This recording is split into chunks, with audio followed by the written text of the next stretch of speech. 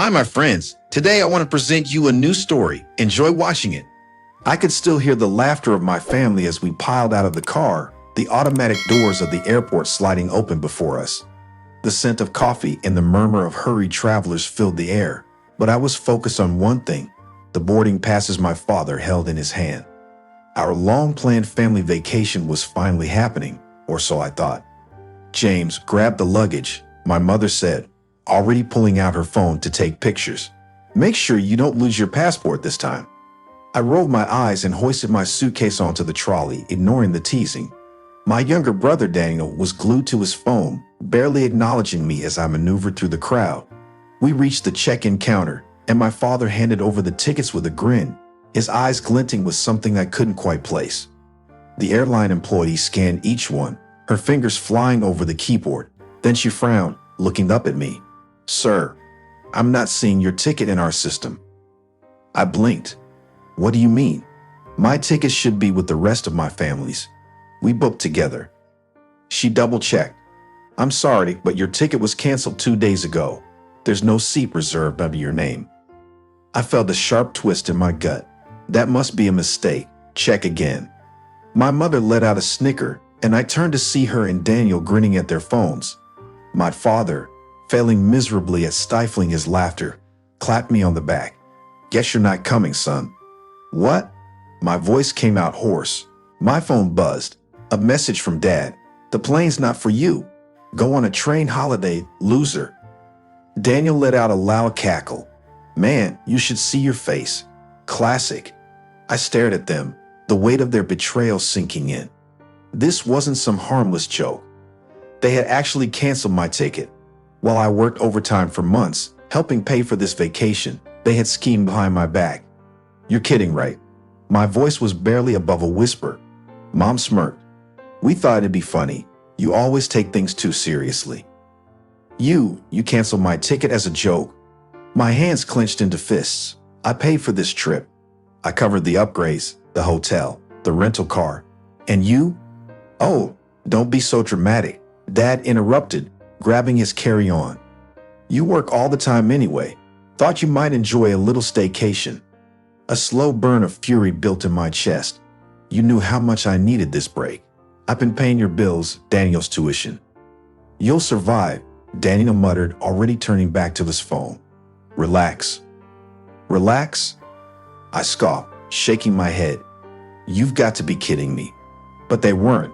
My family, my own blood, was leaving me behind like discarded luggage, laughing as they headed towards security. Dad threw a casual wave over his shoulder. "See you in a week. Don't burn the house down." I stood frozen in place as they disappeared into the crowd, their laughter ringing in my ears. My mind raced. This was no innocent prank.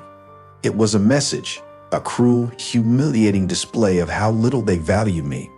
Slowly, my anger crystallized into something sharp and unwavering. If they thought I was nothing more than an ATM, they were about to learn the cost of their betrayal. The moment I stepped back into my apartment, I shut the door and leaned against it, exhaling slowly. The sting of betrayal at the airport still burned in my chest. Their mocking message played on repeat in my mind. My own family had treated me like a joke, despite everything I had done for them. A cruel prank, they had called it, but I wasn't laughing. Pulling out my laptop, I logged into my banking app and stared at the long list of recurring transactions, my brother's tuition fees, my father's golf club membership, my mother's beauty salon expenses. Then there was the emergency fund, a separate account they frequently dipped into under the guise of unexpected costs. My fingers hovered over the keyboard. For years, they had lived comfortably, thanks to me. I had never once complained. I had worked tirelessly to provide for them, ensuring they never had to worry about bills, never had to budget their luxuries, and how had they repaid me? By humiliating me at an airport and leaving me stranded. My jaw clenched. No more. The first cancellation was my brother's tuition payment. It was due in a week. I clicked on the cancel button and confirmed it with a deep sense of satisfaction. Next, I moved to my father's golf club fees. I imagined the outrage when he realized he could no longer saunter onto the green, bragging about his so-called successes while I footed the bill. Cancel. My mother's salon fees?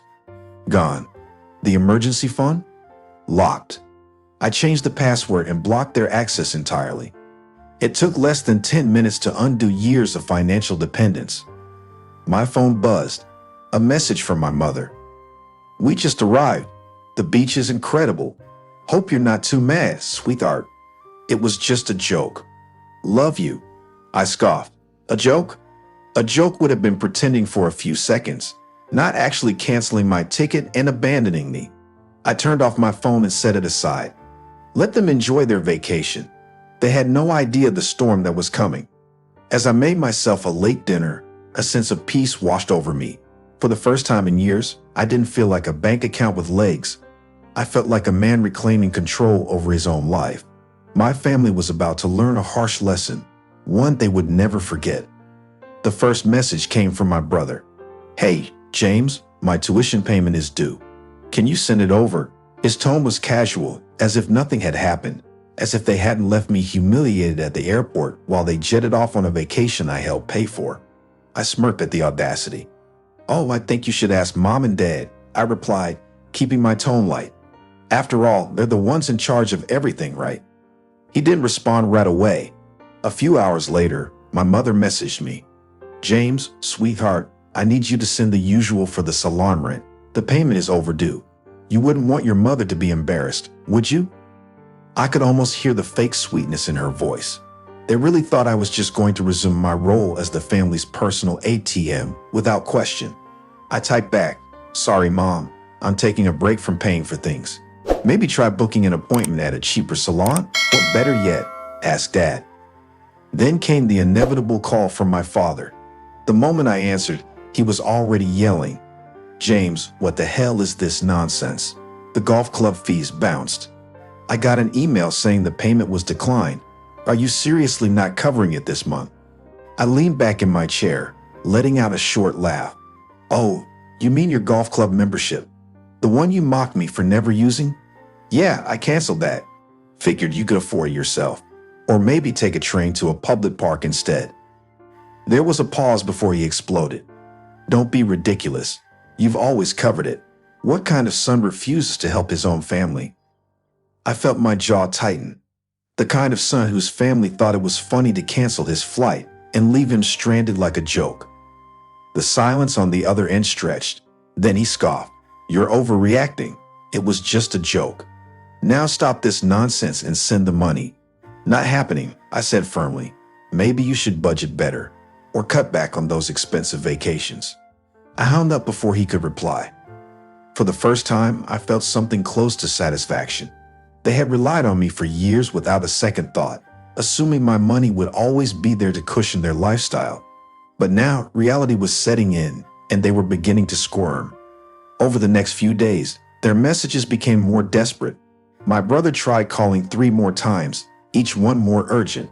My mother sent a long-winded text about how family supports each other, conveniently forgetting how they had treated me. My father, predictably, switched between anger and guilt-tripping, neither of which worked. And then the final breaking point. I received a message from my mother saying, "James, we're coming home early. We need to talk." I smiled to myself. Let them come.